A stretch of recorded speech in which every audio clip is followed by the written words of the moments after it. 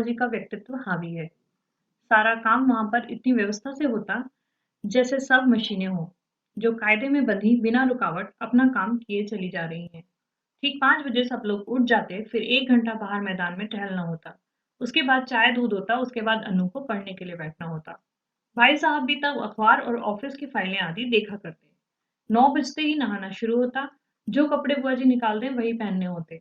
फिर कायदे से आकर मेज पर बैठ जाओ और खाना खाकर काम पर जाओ।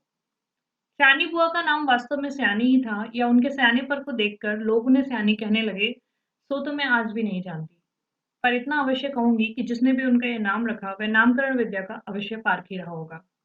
बचपन में ही वे समय की जितनी पाबंद थीं, अपना सामान संभाल कर रखने में जितनी पटु थीं और व्यवस्था की जितनी कायल थीं, उसे देखकर चकित हो जाना पड़ता था।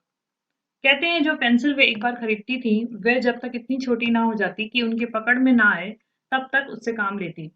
क्या मजाल कि वह कभी खो जाए या बार-बार नोक टूटकर समय से पहले ही समाप्त हो जाए।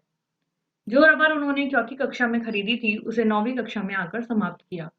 उम्र के साथ-साथ उनकी आवश्यकता से अधिक चतुराई भी प्रौढ़ता धारण करती गई और फिर बुआ जी के जीवन में इतनी अधिक घुल-मिल गई कि उसे अलग करके बुआ जी की कल्पना ही नहीं की जा सकती थी।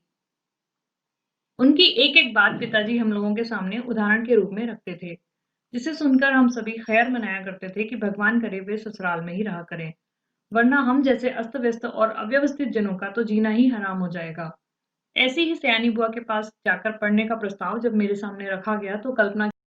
पूरी कहानी सुनने के लिए आज ही प्ले स्टोर से डाउनलोड कीजिए गाथा ऐप या फिर लॉग इन कीजिए www.gathaonair.com पर और सुनिए हजारों कहानियाँ, कविताएं, धर्म अध्यात्म से जुड़ी बातें, जीवन में सफलता पाने के सूत्र और भी बहुत कुछ सिर्फ गाथा पर।